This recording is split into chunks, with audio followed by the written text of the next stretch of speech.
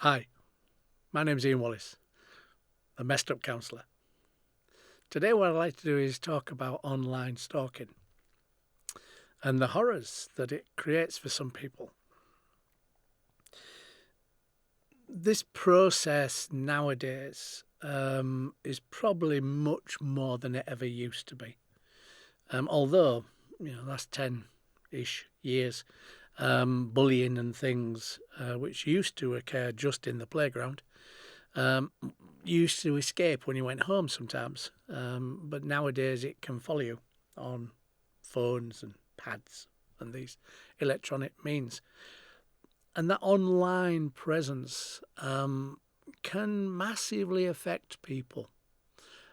Human beings, all of us, tend to be more connected to the negative aspects that people give us than the positives. So, which is why negative words kind of stay with us longer, because if we hold the negative word, then that actually keeps a bit safer than the positive word. Sounds a bit weird, but that's kind of the way it works for a lot of people. So, the aspect of bullying and online stalking, both things don't have to be the same. Young people can't get away from it. It follows them home, it follows them in their devices. And because young people are connected to the online world, much more than I was, obviously, in my day, the internet didn't exist in my day. If people were going to bully you, they usually did it at school, or if they were bullying you at home, they did it outside, or you got bullied at home. But there was kind of like a place where it wasn't a feature of your world and your life. So if you were bullied at school, then you were probably bullied at home or in the people around you. But if you were bullied in the people around you, you probably wasn't bullied at school. So there was kind of like these demarcation zones, if you like, of where that bullying could affect you. And not always. Sometimes it followed you home because your friends at home were your friends at school, because it was a tight community kind of thing in my day, or mostly so. So when we look at it now, that aspect of it following you because it's on your phone, on your tablet, on your online presence, there's a lot of worries, concerns in the counselling room about those things. There's a lot of media hype of people being involved in those kind of targeted groups, which people use with all sorts of vile, sometimes, processes of impacting on people's wealth and their lives when they might be in another country, might not be in this part of the world. So it's connected all over nowadays, which is internet's a good thing, obviously, but it has, as with everything, positive and negative applications. So this online stalking, when I've had clients or situations where we've had conversations around it, isn't just about young people nowadays, because obviously older people, I have a phone, I have a tablet, I have a laptop. It kind of like gives us a fear, a worry, a concern, an anxiety that these things that somebody that might not be known to us in a interactive way, there might be just an online presence anywhere in the world, they can affect us dramatically in our worlds and our lives, in our bedrooms, in our houses, in our cars, wherever we've got an electronic device. And the people nowadays, the younger people, and by younger I mean up to about the age of 25, 30, these are the situation scenarios that they're much more being involved in than possibly people my age. And the world is changing. The world is different because of this. So the fears, anxiety and worries that somebody is going to put something into our world and possibly our friend group, our work colleague group, our forum group, whatever it is, they're going to put something in that we have no control over. And the thing with the internet is once it's there, it's there. It really doesn't get deleted, or most things don't. And certainly with all the publicity nowadays about, the likes of X and the likes of these other formats whereby they are moderating their content from people, much more so. So we get scenarios where I'm doing this podcast, for example, and somebody on the other end of this who I will not know might take exception to what I'm saying for whatever reason. And they then might start sending me emails, correspondence, all those kind of things, which I don't have any control over. Unless, which I can do, I can block them. But there's even ways around that nowadays. That blocking doesn't necessarily mean blocking. They can use a different device. They can use a different email address. They can still connect in that process. And because it's harder to find these people, because they're all online, they're not in your street or at work or these kind of things, although they may be, it's easier to input into somebody's world without the consequences that might come from that. If you were in a pub and you were talking about these things, you're this, you're that, you're the other, you're in a face-to-face situation. Or if you're in a friend group, you know them, you connect to them, you know somebody who knows them.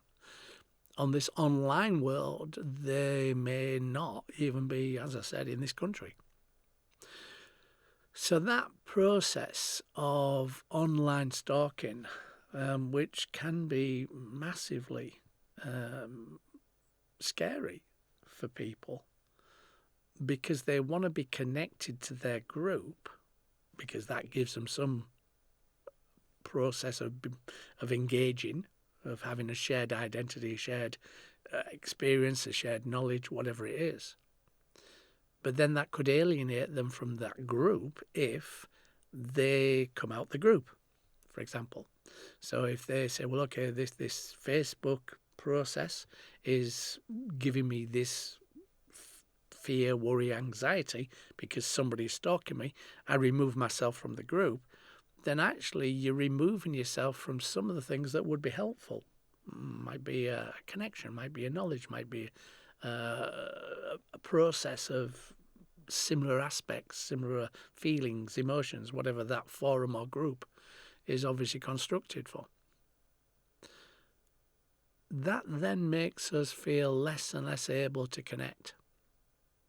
Now, one of the aspects of bullying, narcissistic behaviour, which is control and manipulation, is to narrow a person that they're bullying's world, so they kind of divide and conquer, in a sense.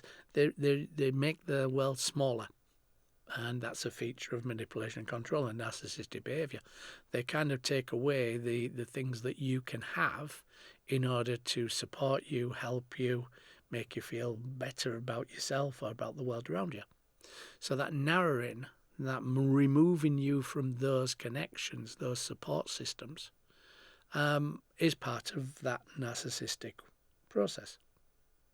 So the bullying online can really make it much harder for you to have connections. Now, for a lot of people, those worries, concerns that they're going to be outed, for example, for some of their beliefs or their identities or their kind of interests, that can be a fear and a worry and concern.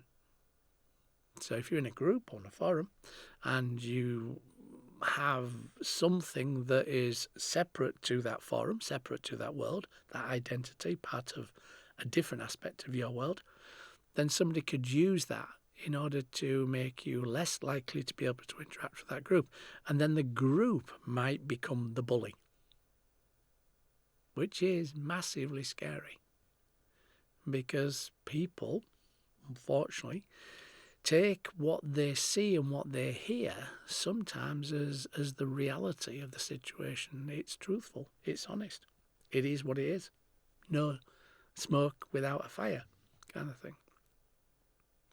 And that group then process could be the bully by putting this information in, which is not true, but is about a person in that group, that forum. And then they narrow the world even more so. And the narrower the world, the more we believe we are the problem. And we're not the problem. The bully, or the person that's trying to intimidate us or manipulate us or control us, is the problem. But they get to make us believe that we're the problem, which is kind of the reverse role of manipulation and control, as I've talked about in previous podcasts. So that online stalking, online bullying, is really hard to just stop. Yes, I can remove myself from that group, from that forum.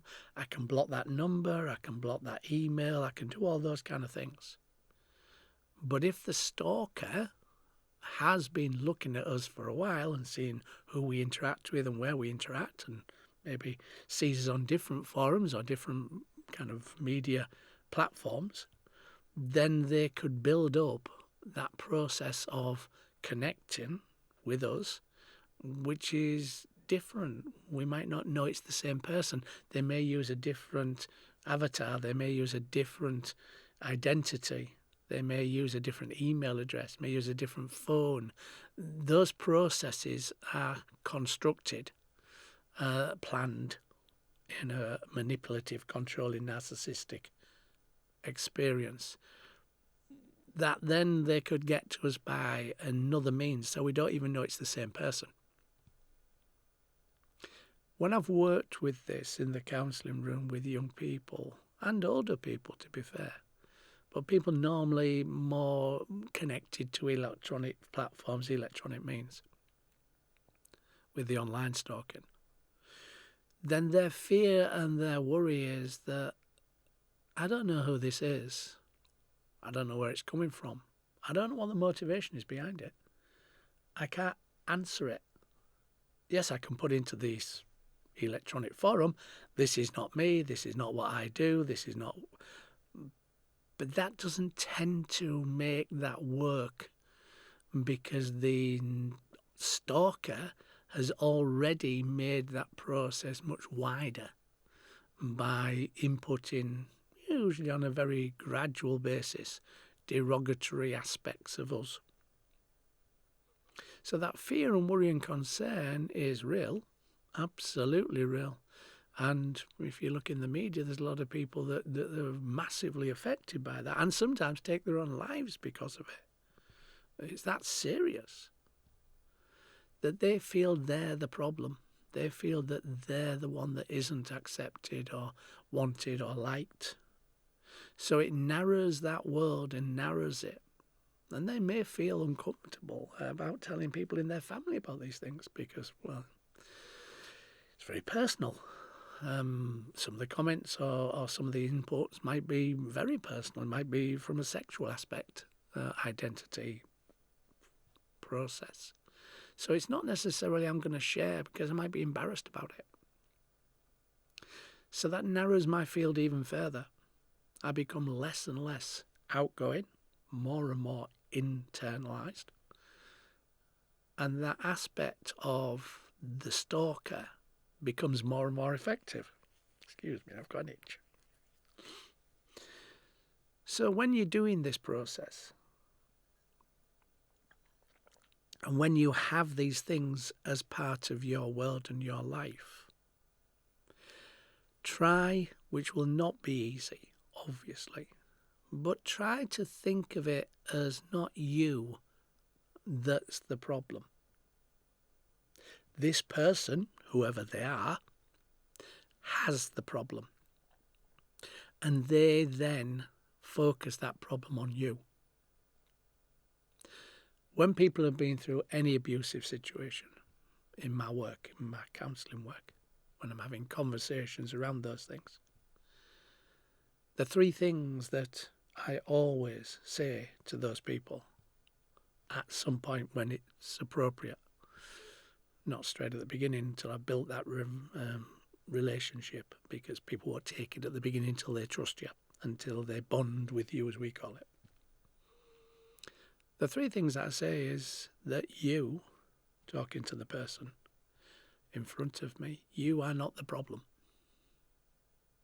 Usually they believe they are. Fervently believe they are, usually. Because everybody's told them they're the problem. So you are not the problem. This person, whoever is the manipulator, controller, abuser, has the problem, which is true. And the last thing is they externalize it onto you because they can't own it.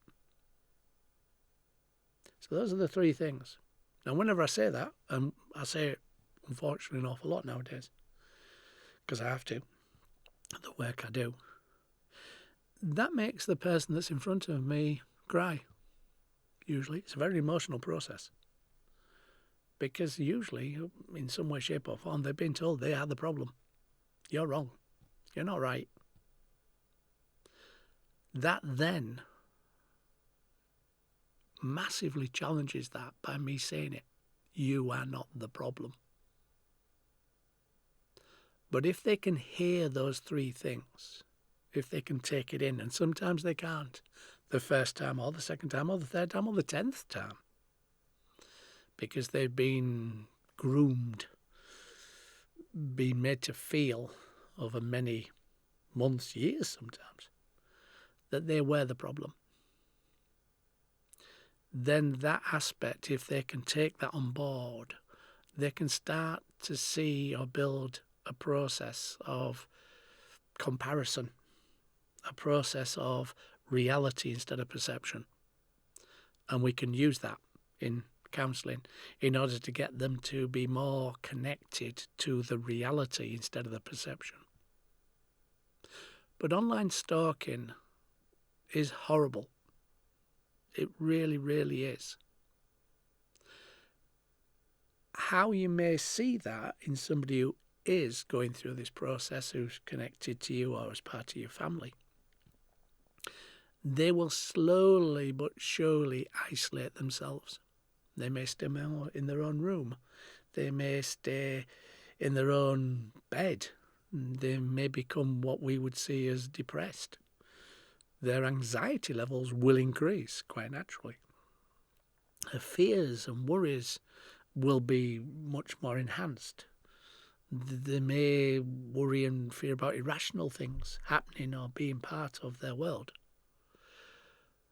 So when you see those things happening with a young person or a person that you're connected to, then start not asking directly the question, because they will be embarrassed, possibly by talking about it or sharing it, or they believe fervently they're the problem. So anything you ask might kind of increase that.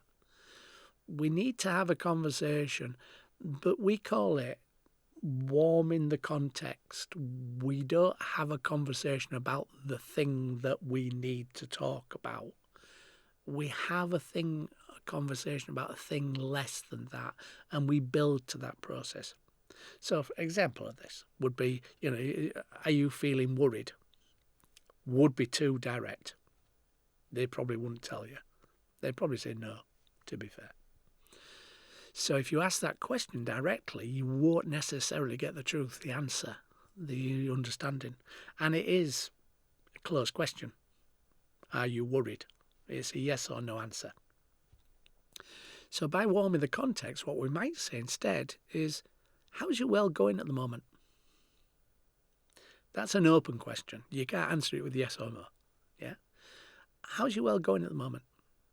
So you're not talking about the thing. You're talking about a wider context, the world at the moment. Well, work's getting me down a bit. Oh, okay, why? So we're having a conversation of exploration. We're having a conversation to get to the thing we need to talk about. We're not starting with the thing that we need to talk about. So it's called warming the context. So you talk around the subject. You don't talk about the subject. That will help that young person to feel, or even older person, to feel more comfortable, more engaging, more conversation. They'll open up their insular world into a much wider option for you and then to talk about, to share. And as you're doing that, you then might start glimpsing these aspects of, yeah, I don't do that as much as I used to. Oh, why's that? So there's always the questioning process of inquiry. It's not statements, it's inquiry, it's conversational processes. And then we can get to possibly what it is we need to talk about. Now, you might not do it at that moment. It might have to happen a few times before you even get to the thing that they feel worried, concerned, anxious, fearful about. But it helps them to open that up. It helps them to explore the world, not the situation. And that engaging conversational process will help that become more connected, more bonding, as we call it. And that then will help them to feel that they can trust you. They can feel valued and respected in order to maybe talk about their fears, worries, and concerns. The isolation is the kind of way to understand it. They're not talking as much to you. They're not sharing as much time with you. The more intense, the more disconnected from the process, the less they're involved in hobbies or interests or things that used to excite them. Those kind of things will give you an indication that they may be going through something like this. Now, it may not be true, you know. It's not everybody that does those things are engaged with somebody bullying them or controlling, manipulating them or stalking them. The stalking, though, it's a structured process that the person who is stalking has built some way of connecting to the person they're stalking in a wider context. And that then, over a period of time, has been planned, programmed. This is the outcome I'm going to get. So I start this process. So they might initially look like they are friendly. They're interested. They're part of the process of your world and they're interested in your world. For some people, that can be really engaging. Oh, somebody's interested about me, what I do, where I go, who I see, where I work, all those kind of things. So the manipulator, controller, stalker starts building a profile of you because they're asking you questions that sound, on the face of it, as though they're interested in you. But what they're doing is gaining information. You're telling them the things that they can use against you. And that's a process that they engage with over a period of time. Stalking doesn't happen there and then. It's usually something that's been contrived, built, programmed to be delivered at a certain time. So they get you on board. They make you feel as though you're friends. You know, they may be interested in what you have to say, but they're only interested to get what they want. So if you find these people that are engaging with you, that are asking lots of questions, really interested in your world, that might be true. I'm not saying everybody that's interested in your world is a problem. But then you won't necessarily know about their world. So if you ask questions about their world, less likely to give you input, more likely to turn it back onto your world. So you might ask a question, oh, where do you work? Oh, well, I work with people. That was really interesting what you said before about working with so-and-so. So they'll remove that process of your trying to find out about their world and bring it back to your world. That's when you should start thinking about, is there a motivation behind this that is trying to understand me, trying to get to have power, control over me by knowledge? Knowledge is power. Without knowledge, there is no power, really. Unless it's physical power, and then obviously you don't need knowledge. But stalking isn't about physical power. They might never meet the person in their world, but you might not know if you are. If they're using an identity online, they could be the person that lives next door. You'll never know. And that's another fear and worry with online stalking. I don't know where this person fits in my world, and I don't know how they know these things about me. But they will have gleaned information from the people around you, possibly, by having other conversations with them to find out about you, which you might not be aware of.